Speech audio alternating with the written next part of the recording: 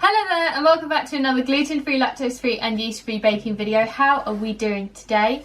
Seeing as today is Remembrance Day, I thought I would make a special bake just to celebrate that. So today I'm going to be making a strawberry and poppy seed loaf, but of course it is going to be gluten-free, lactose-free and yeast-free.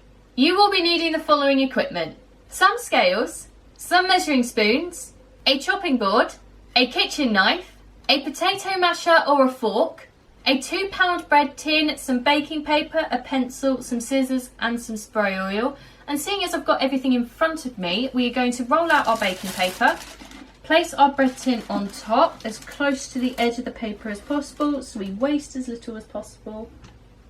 Then using our pencil, we are going to draw around the outside of the bottom. And using our scissors, we're going to cut that out. Then using our spray oil, we are going to give our loaf tin a good spritz, making sure the sides are completely coated. Place our baking paper down with the side we drew on facing down. And then using our spray oil again, I'm just going to give the baking paper a quick spritz, because I think that makes it a darn sight easier to get the baking paper off of the cake after you finish baking. So now that we've done all this, we're going to place this off to the side until we're ready to bake. A large mixing bowl, a wooden spoon or electric hand whisk, a spatula, a cake tester, a skewer, a toothpick or a teaspoon handle, and a cooling rack. You will also be needing the following ingredients: 140 grams of butter softened, I like to use lacto-free butter, 140 grams of caster sugar, 2 medium-sized eggs beaten, 1 teaspoon of vanilla extract, 1 tablespoon of poppy seeds, 140 grams of gluten-free self-raising flour, and 8 strawberries, tops removed and mashed. So, let's go! First things first, measure out and prepare all of your ingredients so that they're completely ready for you to use, and then preheat your oven to 180 degrees C on a conventional oven, 160 degrees C on a fan oven, or gas mark 4.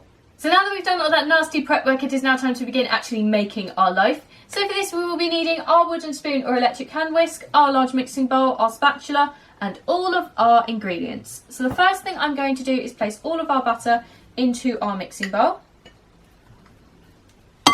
followed by our caster sugar. And now we're going to mix these together until they are light and fluffy. So now that that is all done, we are going to add all of our eggs.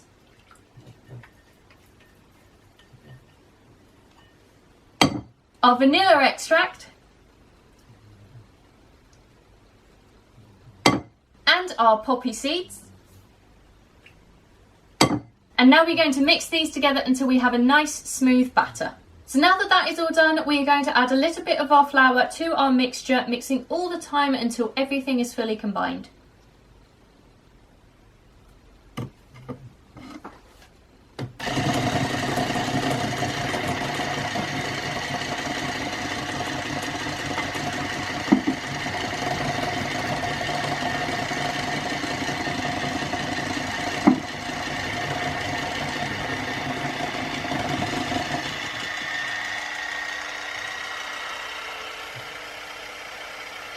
So now that that's all done, I'm just going to scrape around the sides of my flour bowl. And now I'm going to scrape around the sides of my mixing bowl.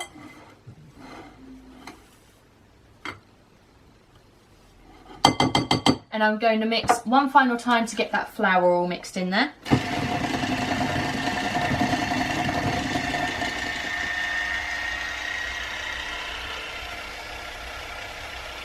So now the last thing to do is to add all of our strawberries.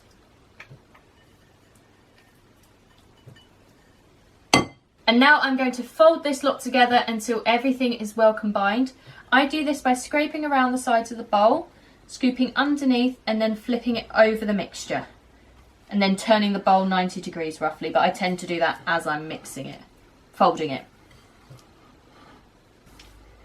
Okay, that's looking lovely and perfect. So now I'm going to need my prepared bread tin. So now all that is left to do is add this to this, so let's get on with it.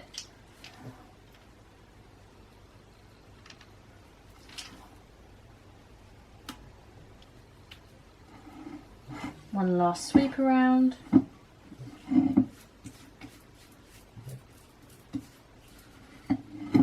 And now just flatten this out into the corners. You can do this with just jiggling it between your hands, but my chest is quite poorly at the moment, so I am just doing this with my spatula today. There we go, cut this lot off. And there we have it. So now we're going to place this into our preheated oven for 40 to 45 minutes, or until we insert cake tester, a skewer, a toothpick or a teaspoon handle, and it comes out completely clean. After that time, we're then going to grab our cooling rack, place our loaf onto the cooling rack, leaving it in its tin to cool completely. And it's all done and finished baking and lovely and cool. I just wanted to show you a slice so that you could see all of the lovely poppy seeds inside and some of the strawberry. It does look a bit off, I have to admit, but it does taste delicious. And that is it. I hope you have enjoyed this video.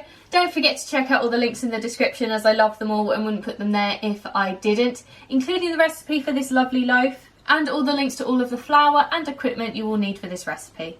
If you do make this at home, don't forget to tag me on Instagram and use the hashtag bakingwithvickiie so that I can see all of your lovely creations. Let me know in the comments below of anything else you'd like to see me make, gluten, lactose or yeast free, as I do them all. And finally, don't forget to like, leave a nice comment and subscribe if you want to see more, and I will see you next time. Bye!